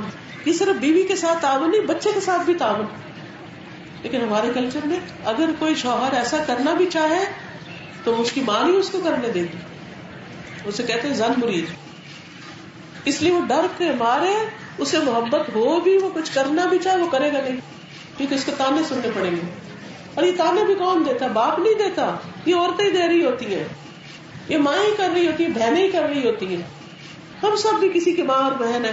ہمیں اپنے گھر سے یہ کلچر بدلنا ہے، ہمیں اپنے اندر سے یہ تبدیلی پیدا کرنی ہے، اپنے گھروں کو جنت کا نمونہ بنانا ہے. بلکہ جو بچے آپ کے نہیں کرتے ان کو ماں ہو کے سکھائیں کہ بیٹے مدد کیا کرو، کام آیا کرو. ٹھیک ہے، بعض ماؤں کی عادت ہوتی ہے کہ بچوں کو بڑے ناز سے پالتی ہے، کچھ نہیں کرنے دیتی، ان کو عادت نہیں پڑتی. ٹھیک ہے، اپنے لیے آپ نے قربانی کر لی ساری، لیکن اگلی نسل کے لیے آپ خود اس کو سکھائے کہ دیکھو چھوٹے چھوٹے کام کر دیا کرو. یہی بھی نبی صلی اللہ علیہ وسلم کی سنت ہے. پھر آپ دیکھیں کیسے محبت بڑھے گی ان کے اندر. اور اگر آپ کے بچوں کی ان کے درمیان محبتیں ہیں تو یہ آپ کی کامیابی ہے، آپ کا نام بلند ہے. اگر ان کی زندگیاں ناکام ہیں تو آپ بھی بدنام ہیں، کیونکہ سب کیا کہتے ہیں کہ انہوں نے بسنے نہیں دیا. اور کچھ نہ کچھ حصہ ہوتا ہے، کہیں نہ کہیں کوئی خرابی ہوتی ہے. اس لیے ان سب چیزوں سے محتاط رہنے کی ضرورت ہے اور نبی صلی اللہ علیہ وسلم کی سنت کو اختیار کرنے کی ضرورت ہے. حضرت عائشہ کہتی ہے کسی نے مجھ سے سوال پوچھا رسول اللہ صلی اللہ علیہ وسلم گھر میں کیا کیا کرتے تھے؟ انہوں نے کہا نبی صلی اللہ علیہ وسلم انسانوں کی طرح انسان تھے، وہ اپنے کپڑوں کو صاف کرتے تھے، بکری کا دودھ دو لیتے تھے اور اپنے کام خود کرتے تھے. یہ بیوی کی گواہی ہے. اسود کہتے ہیں میں نے عائشہ رضی اللہ تعالیٰ عنہ سے پوچھا نبی صلی اللہ علیہ وسلم اپنے گھر میں کیا کیا کرتے تھے؟ انہوں نے کہا آپ اپنے گھر کے کام کاج یعنی اپنے گھر والوں کی خدمت کیا کرتے تھے اور جب نماز کا وقت ہوتا تو نماز کے لیے چلے جاتے تھے. پھر اسی طرح گھر والے جو کھانا دے دیتے اس پہ راضی ہو جاتے. آپ صلی اللہ علیہ وسلم کی صبح یوں ہوتی کہ تہجد وغیرہ کے بعد فجر کے لیے نماز پہ جاتے، پھر صحابہ کے ساتھ بیٹھتے، راستے میں اگر کوئی بیمار ہوتا اس کی عادت کرتے، کوئی کسی کا کام ہوتا وہ کرتے، پھر گھر تشریف لاتے. گھر آ کر پوچھتے کیا کھانے کو کچھ ہے؟ اگر گھر والے کچھ کھانا کو دے دیتے اور جو بھی دے دیتے خوشی سے کھا لیتے، اور اگر کہتے کہ آج کچھ نہیں تو کہتے میں روزے سے ہوں، ناراضگی کا اظہار نہیں کرتے تھے. ایک دفعہ آپ کے گھر والوں سے سالن پڑتا کہ کوئی سالن ہے تو دو. انہوں نے عرض کیا ہمارے پاس سوائے سرکے کے کچھ نہیں. آپ نے سرکہ ہی منگوا لیا اور روٹی توڑ کے اس میں ڈبو کے کھانی شروع کر دی اور سرکے کو اپریشیٹ کرنے لگے کہ سرکہ بہترین سالن ہے، سرکہ بہترین سالن ہے.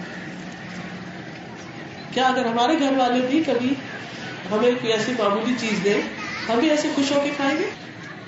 ہم تو اچھے بنے کھانے کو باتیں کرتے اٹھ گئے. ابو ہریرہ کہتے ہیں کہ نبی صلی اللہ علیہ وسلم نے کبھی کسی کھانے میں عیب نہیں نکالا. اگر آپ کو پسند ہو تو کھا لیتے ورنہ چھوڑ دیتے. پھر اسی طرح آپ اپنی ازواج کو وقت دیتے تھے. گھر میں تو باریاں مقرر کی ہوئی تھی, 9 بیویاں تھی آپ کی. اللہ سبحانہ وتعالیٰ نے آپ کو اجازت دی تھی کہ آپ چاہیں تو ایک کے پاس ہی رہے, جہاں آپ کا دل چاہ رہے. آپ بے شک دوسروں کو ٹائم نہ دیں, لیکن اس کے باوجود آپ سب میں عدل کرتے تھے. عصر کے وقت طریقہ یہ تھا کہ ساری ازواج اس گھر میں جمع ہو جاتی تھی جس کی باری اس دن ہوتی تھی.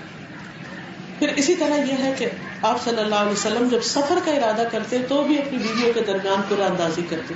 جس کا نام نہیں کرتا اس کو سفر میں ساتھ لے جاتے. پھر اسی طرح سفر کے دوران بھی ضروریات کا خیال رکھتے. بعض لوگ ایسے ہوتے ہیں کہ سفر کے وقت کہتے ہیں نہ پانی مانگو نہ کھانا مانگو, چپ کر کے ڈمی بن کے بیٹھے رہو. وہ آدمی تمہیں دیکھ رہا ہے, ادھر نہ دیکھو, وہ نہ کرو وہ نہ کرو, بے وجہ کی. یہ لوگ مجھے باتیں بتاتے اس لیے مجھے پتا ہے کہ ایسا بھی ہوتا ہے. زج کر دیتے, تنگ کر دیتے سفر میں.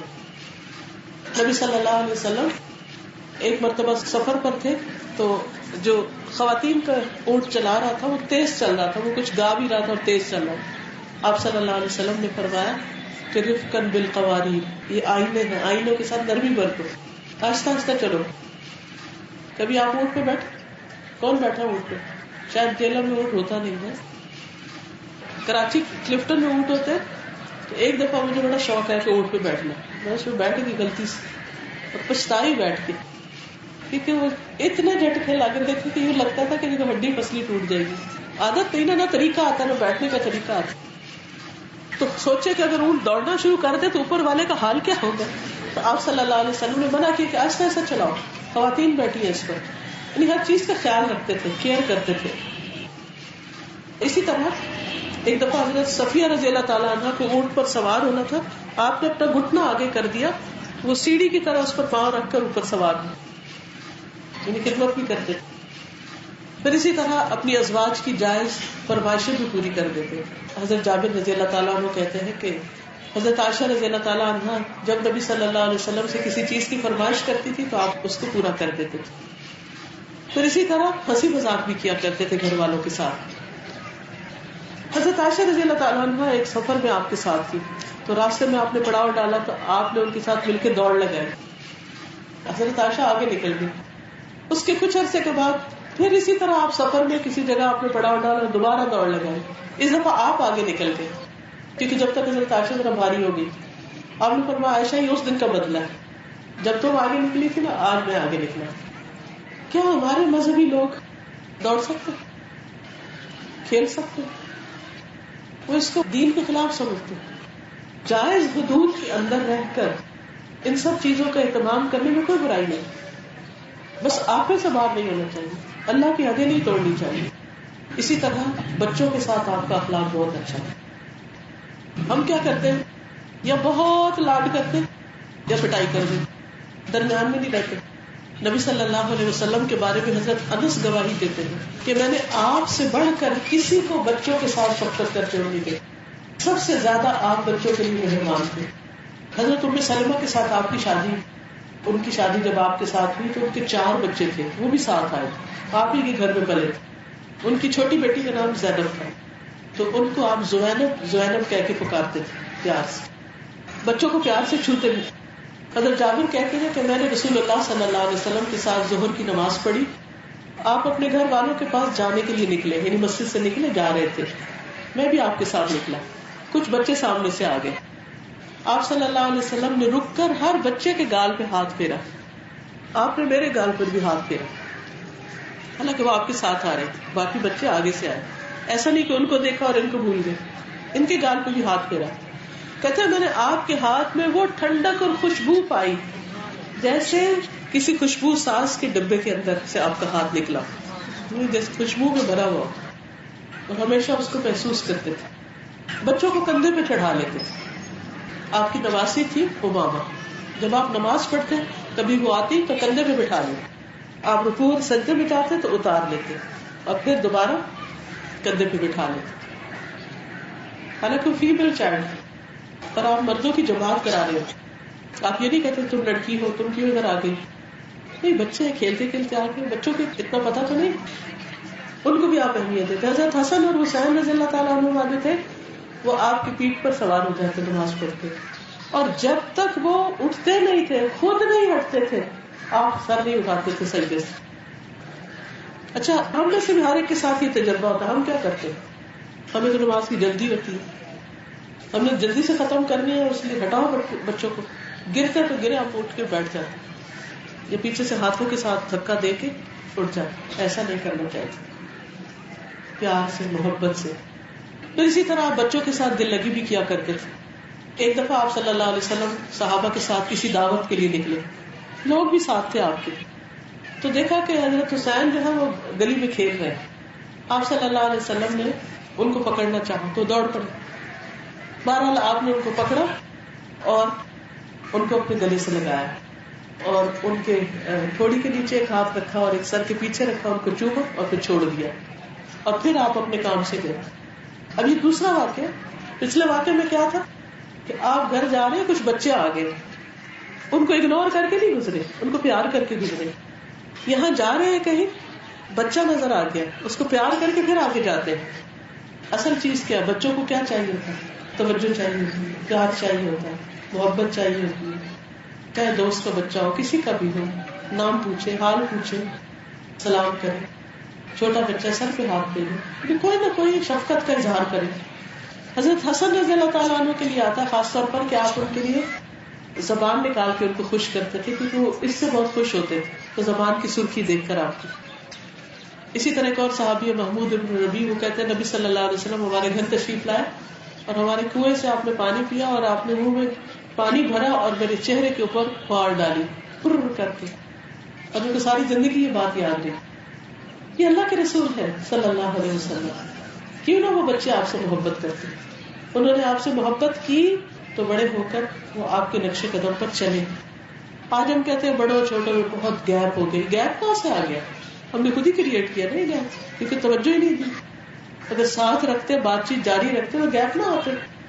پھر اسی طرح اور بچوں کا بھی خیال رکھتے، یتیم بچوں کا. ایک دفعہ آپ گھر سے نکلے، عید کی نماز پڑھانے کے لیے جا رہے تھے تو ایک بچہ راستے میں ملا، رو رہا تھا. آپ صلی اللہ علیہ وسلم نے پوچھا تم کیوں رو رہے؟ اس نے کہا میرا باپ ایک غزوے میں شہید ہو گیا اور آج عید کا دن. آپ نے فرمایا کیا تم اس پر خوش نہیں کہ میں تمہارا باپ ہوں اور عائشہ تمہاری ماں ہوں؟ اور پھر اس کو اپنے گھر لے گئے. اور یہی وجہ کہ بعد میں نبی صلی اللہ علیہ وسلم کی وفات کے بعد حضرت عائشہ نے سینکڑوں یتیم بچوں کو پالا، ان کا خیال رکھا،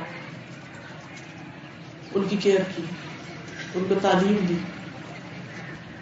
وہ بھی ایک خاتون تھی، امت کے لیے کتنی ہمدردی تھی ان کے اندر. آج ہمیں اپنی ذات سے ہی فرصت نہیں. ہماری زیادہ سے زیادہ خدمت اب صرف اپنے بچوں کی حد تک. دوسرے بچوں کے لیے ہم کیا کرتے ہیں، ان کی کتنی خدمت کرتے ہیں، ان کے لیے کیا انتظام کرتے ہیں، اس کے لیے کیا سوچتے ہیں. پھر اسی طرح خادموں کے ساتھ آپ کا برتاؤ بہت اچھا تھا. حضرت انس رضی اللہ تعالیٰ عنہ نے 9-10 سال آپ کی خدمت کی، کبھی کسی بات پر آپ نے ان کو ڈانٹا نہیں. ایک دفعہ آپ نے کسی کام سے بھیجا تو راستے میں بچوں سے کھیل کود میں لگ گئے.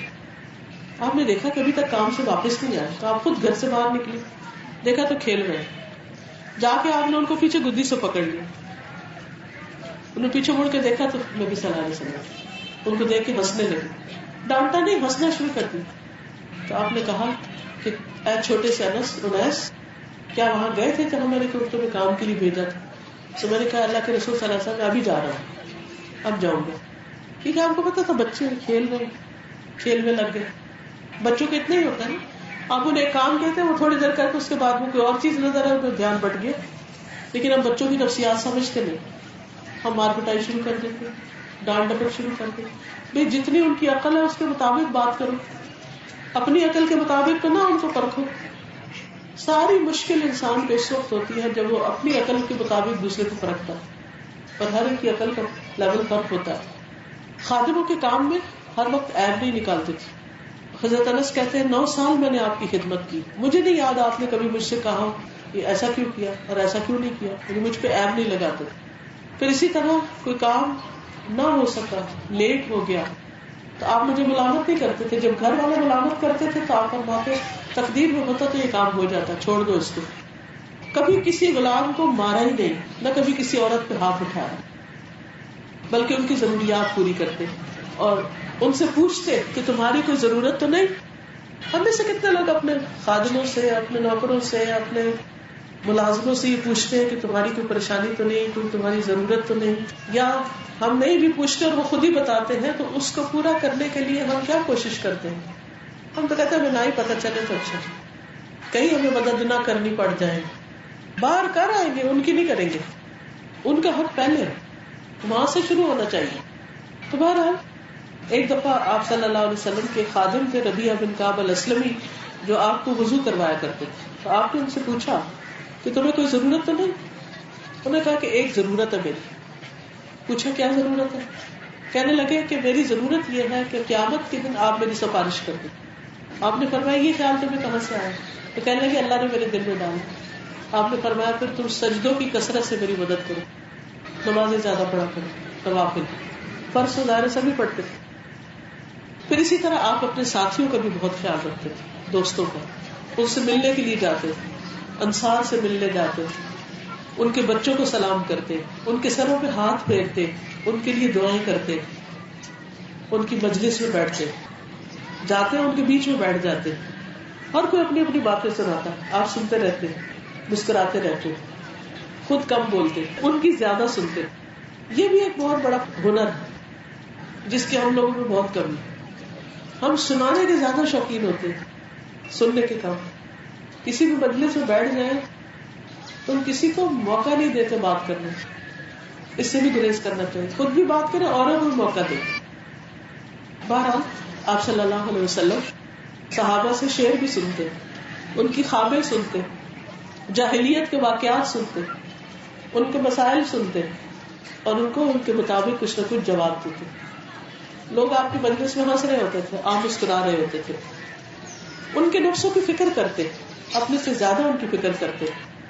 اگر کوئی ایسا شخص فوت ہو جاتا جس کے سر پہ قرضہ ہوتا تو آپ اس کا قرضہ ادا کر دیا کرتے تھے. پھر اسی طرح حضرت جریر کہتے ہیں کہ جب سے میں اسلام لایا ہوں کبھی ایسا نہیں ہوا کہ میں نے آپ کو دیکھا ہو اور آپ مسکرائے نہ ہو.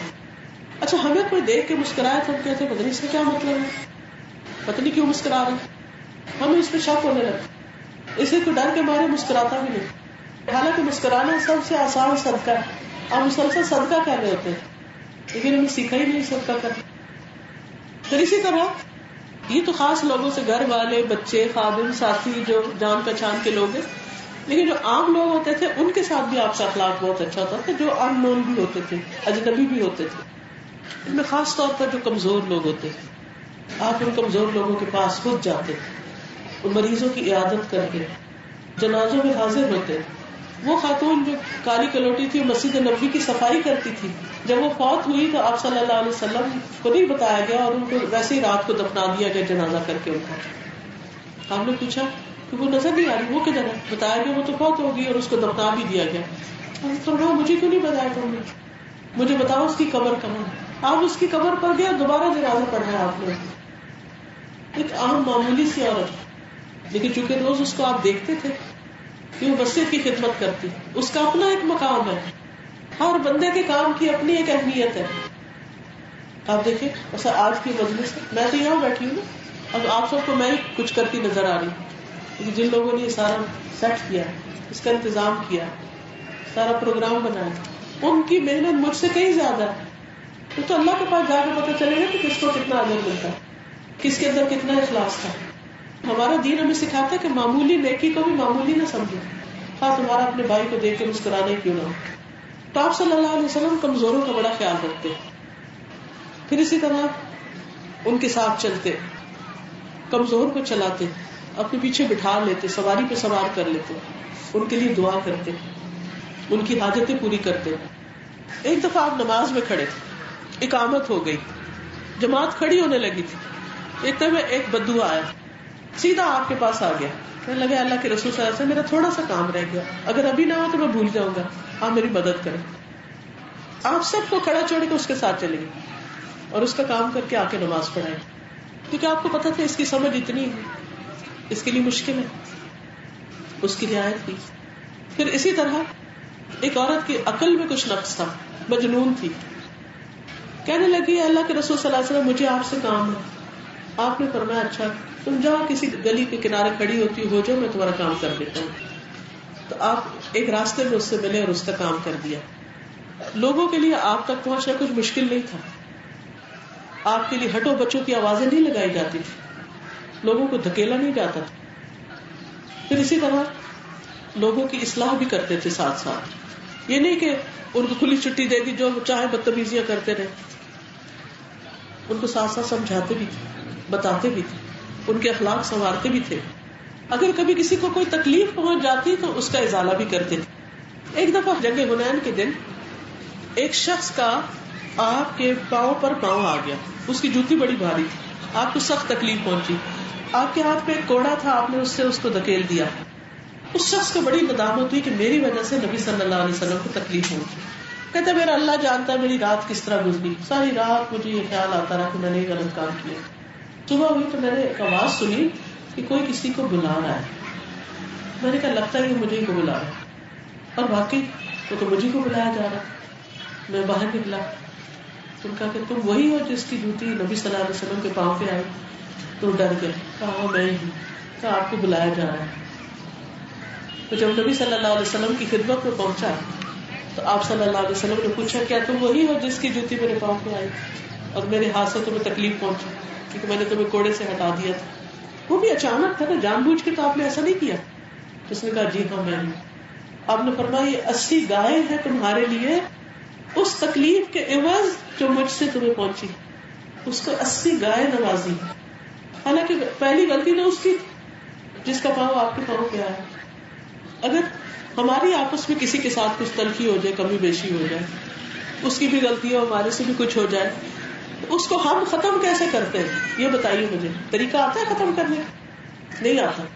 چھوٹی چھوٹی چیزیں اتنی لمبی ہو جاتی ہیں کہ ہمیشہ کے تعلق بھی خراب ہو جاتے, ختم ہو جاتے ہیں, رشتے ختم ہو جاتے ہیں. اس نے مجھے یہ کہا, اس نے مجھے یہ کہا, اس نے وہ, اس نے. لیکن آپ صلی اللہ علیہ وسلم کتنے سمجھدار تھے, کیسے اس دل کی تکلیف کو دور کیا جائے. کیونکہ وہ شخص پریشان رہا رات بھر, آپ کو پتا تھا کہ وہ پریشان, اور آپ اس پر بھی پریشان تھے کہ آپ کے ہاتھوں کچھ تکلیف اس کو پہنچ گئی تھی, جبکہ آپ کبھی کسی کو اپنی ذات کے لیے تکلیف دیتے ہی نہیں تھے. لیکن ہو گئی ایک چیز تو آپ نے اس پر احسان کر کے اس کو کچھ دے کر اس کا غم دور کر دیا. تو ایسے مواقع پر کسی ایک کو ضرور احسان کرنا چاہیے تاکہ مشکل تعلق کی خرابی ختم ہو جائے, دل صاف ہو جائے. اسی طرح صحابہ سے کچھ غلطیاں ہو جاتی تھی. بعض وقت کچھ باہر سے آنے والے لوگوں کو ادب آداب نہیں پتا ہوتے تھے, ان سے غلطیاں ہو جاتی. ایک شخص آیا, اس نے مسجد نبی میں پیشاب کر دیا. صحابہ اس کے پیچھے بھاگنے لگے. آپ نے ان کو روک دیا. آپ نے فرمایا ٹھہر جاؤ. جب وہ پیشاب کر چکا تو آپ نے پانی کا ڈول منگایا اور اپنے ہاتھ سے اس پہ پانی بہا دیا اور فرمایا کہ مسجدیں اللہ کی عبادت کے لیے ہوتی ہے, اللہ کا گھر ہوتی ہے, یا پیشاب نہیں کرتے. اس کو بھی سمجھ آ گئی, بات ختم. لیکن اگر شور شرابہ اٹھتا, مار پیٹ ہوتی تو کیا زیادہ سمجھ آتی؟ پھر بھی یہی بات سمجھ آنی تھی. تو جو بات اس طریقے سے سمجھ آ سکتی ہے اس کو کسی اور طریقے سے سمجھانے کی کیا ضرورت ہے. پھر اسی طرح ایک شخص نماز میں بول پڑا تو سب اس پہ ناراض ہونے لگے, لیکن آپ صلی اللہ علیہ وسلم نے ناراضگی کا اظہار نہیں کیا. آپ نے بس فرمایا کہ بے شک یہ نماز ہے, اس میں لوگوں سے باتیں کرنی درست نہیں. اسی طرح آپ صلی اللہ علیہ وسلم حیوانوں کے ساتھ, نباتات کے ساتھ بھی حسن سلوک کرتے تھے. ایک موقع پر آپ صلی اللہ علیہ وسلم کے لیے ممبر بنوایا گیا لکڑی کا, جس پر آپ کھڑے ہو کر خطبہ دیتے تھے. اس سے پہلے آپ کھجور کے تنے پہ خطبہ دیتے تھے. تو جب آپ نئے ممبر پہ کھڑے ہوئے جمعہ کے دن تو وہ کھجور کا تنا جو تھا اس سے رونے کی آواز آنے لگی, سسکیوں. آپ نے خطبہ چھوڑا, اس کے پاس گئے, اس کو گلے سے لگایا جس طرح بچوں کو گلے سے لگایا جاتا ہے, اور چپ کرانے کے لیے لوریاں دی, اس کا دل بہلایا اور چپ کرایا. وہ تنا اس لیے رو رہا تھا کہ وہ اللہ کے ذکر کو سنا کرتا تھا جب آپ اس پر کرتے, اور جب تک وہ خاموش نہیں ہوا آپ صلی اللہ علیہ وسلم اس کے پاس سے نہیں ہٹے. اسی طرح پرندوں کے ساتھ ایک دفعہ صحابہ نے چڑیا کے بچے پکڑ لیے. کئی دفعہ چھوٹے چھوٹے بچے لگتے ہیں تو کھیل کود کے لیے بچے اٹھا لیتے, تو وہ چڑیا آپ کے اوپر آ کے منڈلانے لگی. آپ صلی اللہ علیہ وسلم نے کہا کہ اس کے بچوں کو کس نے پکڑا؟ تو صحابہ نے واپس گھونسلے کے اندر جا کے بچے رکھے. اسی طرح ایک اونٹ آیا ایک سفر میں، تو آپ کے سامنے آ کے بیٹھ گیا اور رونے لگ گیا. اونٹ واقعی روتے ہیں، ان کی آنکھوں سے آنسو. اگر آپ شاید آپ نے کسی کی یوٹیوب میں یا کہیں دیکھا بھی ہو، میں نے دیکھا تھا ایسے جو پانی کی لڑیاں نکل رہی ہوتی جب وہ روتے ہیں. بہرحال تو آپ صلی اللہ علیہ وسلم نے اس کے مالک کو بلایا کہ کون ہے اس کا مالک. تو آپ نے اس سے پوچھا کہ تم اس سے کس طرح کام لیتے ہو. اس نے بتایا وہ شخص دراصل اس کی ہمت وسعت سے زیادہ کام لے رہا تھا اور اس کے کھانے کے لیے نہیں دے رہا تھا. تو آپ نے فرمایا یہ مجھ سے شکایت کر رہا ہے کہ تم اسے بھوکا رکھتے ہو، یعنی محنت مشقت کا کام زیادہ لیتے ہو. اسی طرح آپ صلی اللہ علیہ وسلم ایک شخص کے پاس سے گزرے، وہ بکری ذبح کرنے لگا تھا اور چھری تیز کر رہا تھا. تو آپ نے فرمایا کہ تم 2 دفعہ سے مارو گے، چھری پہلے کیوں نہیں تیز کر لی؟ تو جس جانور کو ذبح کرنا اس کے سامنے کوئی اور جانور بھی ذبح نہیں کرنا چاہیے، چھری بھی تیز نہیں کرنی چاہیے، بلکہ چھپا کے چھری سامنے لانی چاہیے. کہ جانوروں کو اتنی سمجھ ہوتی، یہ بھی ہمارے دین نے ہمیں بتایا. اسی طرح آپ صلی اللہ علیہ وسلم دشمنوں کے ساتھ بھی مہربان تھے.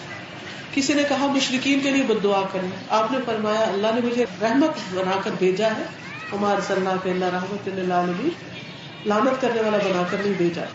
کوئی بد اخلاقی کرتا تو آسان طریقے سے جواب دیتے. ایک مرتبہ آپ کہیں جا رہے تھے تو ایک بدو نے آ کے آپ کو چادر کھینچی، آپ کے پورا نشان پڑ گیا. آپ اس کو دیکھ کے مسکرائے. اس نے کہا اللہ نے آپ کو جو مال دیا مجھے بھی دیجیے. آپ نے اس کو دینے کا حکم دیا. پھر اسی طرح طائف کا سفر تو سب کو یاد ہے کہ طائف کے لوگوں نے آپ سے کیا معاملہ کیا، لیکن آپ صلی اللہ علیہ وسلم نے ان کو معاف کر دیا. کہا کہ شاید ان کی کوئی پہاڑوں کا فرشتہ آیا کہ آپ حکم دیں تو ہم ان کو پہاڑوں کے درمیان پیس دیں. آپ نے فرمایا نہیں، شاید ان کی نسلوں میں کوئی مسلمان پیدا ہو جائے، اور باقی وہ بعد میں سب لوگ مسلمان ہوں گے. اسی طرح جان کے دشمنوں کو بھی معاف کیا. جس نے آپ پر جادو کیا تھا آپ نے اس سے بھی بدلہ نہیں دیا. جس نے آپ کو زہریلی بکری کھلائی تھی اس سے بھی بدلہ نہیں دیا. پھر اسی طرح جنگ کے دوران بھی آپ صلی اللہ علیہ وسلم نے بچوں کو، درختوں کو، عورتوں کو مارنے کاٹنے سے منع فرمایا. آپ صلی اللہ علیہ وسلم کا یہی اخلاق اور یہی کردار اور یہی طریقہ دیکھ کر بہت سے لوگ مسلمان ہوئے. اور حقیقت یہ ہے کہ اسلام اچھے اخلاق سے ہی پھیلتا ہے. اگر ہم واقعی چاہتے ہیں کہ لوگ دین کی طرف آئیں اور ہم دنیا اور آخرت میں کامیاب ہوں تو ہمیں سب سے زیادہ اچھے اخلاق کا مظاہرہ کرنا ہوگا. اللہ تعالیٰ ہمیں اس کی توفیق عطا فرمائے. کیونکہ وقت ختم ہونے والا ہے تو تھوڑی سی دعا کر لیتے ہیں. سبحان اللہ والحمد للہ ولا الہ الا اللہ واللہ اکبر ولا حول ولا قوة الا باللہ العلی العظیم. اللهم صل على محمد وعلى آل محمد كما صليت على إبراهيم وعلى آل إبراهيم إنك حميد مجيد. اللهم بارك على محمد وعلى آل محمد كما باركت على إبراهيم وعلى آل إبراهيم إنك حميد مجيد. ربنا آتنا في الدنيا حسنة وفي الآخرة حسنة وقنا عذاب النار. ربنا هب لنا من أزواجنا وذرياتنا قرة أعين واجعلنا للمتقين إماما. يا حي يا قيوم برحمتك أستغيث. اللهم إني أسألك إيمانا لا يرتد ونعيما لا ينفد ومرافقة محمد صلى الله عليه وسلم في أعلى جنة الخلد. اللهم إني أسألك من الخير كله عاجله وآجله ما علمت منه وما لم أعلم. اللهم إني أسألك من خير ما سألك عبدك ونبيك محمد صلى الله عليه وسلم وأعوذ بك من شر ما عاذ منه عبدك ونبيك. اللهم إني أسألك الجنة وما قرب إليها من قول وعمل وأسألك أن تجعل كل قضاء تقضيه لي خيرا. یا اللہ جو کچھ ہم نے پڑھا ہے ہمیں اس پر عمل کی توفیق عطا فرما. اس مجلس کو ہمارے حق میں حجت بنانا، ہمارے خلاف حجت نہ ہو. اللہ ہمارا سب کا یہاں آنا بیٹھنا قبول کرنا. جنہوں نے اس کا اہتمام کیا ہے، اس کا انتظام کیا، اللہ ان کی محنتیں اور کوششیں قبول کرنا. جنہوں نے اس میں اپنا مال اور وقت لگایا، اللہ ان سب ان کو اس کا بہترین اجر عطا کرنا. ان کے لیے اس کو بہترین صدقہ جاریہ بنا. اللہ ہمارے بچوں کو ہماری نسلوں کو ہدایت دی. یا اللہ ان کی پریشانیاں دور کر دو, ان کو رزق حلال عطا فرما, ان کو نیک صالح اولاد عطا فرما اور نیک صالح ازواج عطا فرما یا رب العالمین. تو ہم سب کو اس کام کی توفیق دے جس سے تو راضی ہو جائے یا رب العالمین. ہمارے ملک میں امن و امان قائم فرما یا رب العالمین. ہر طرح کی دنیا اور آخرت کی پریشانیوں سے نجات عطا فرما. جتنے حاضرین مجلس کے دلوں میں جو دعائیں ہیں وہ پوری فرما یا رب العالمین. ہماری آخرت اچھی کر دو, عاقبت اچھی کر دو, ہمیں اچھی موت نصیب کرنا, ہمارے لیے قبر روشن کر دینا, حشر کا حساب آسان کر دینا. اللہم حاسبنا حسابا یسیرا. اللہ جنت الفردوس عطا کرنا.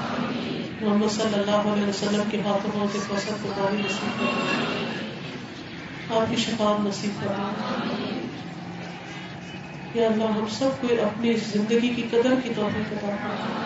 اللہ ہم بہت جلد دنیا سے جانے والے ہیں, ہمیں کچھ اچھے اعمال کی توفیق دے.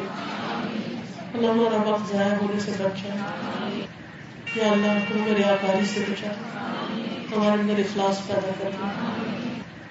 یا اللہ ہمیں دین کی محبت عطا کر, بہترین طریقے پر اپنی ذمہ داریاں نبھانے کی توفیق عطا کرنا.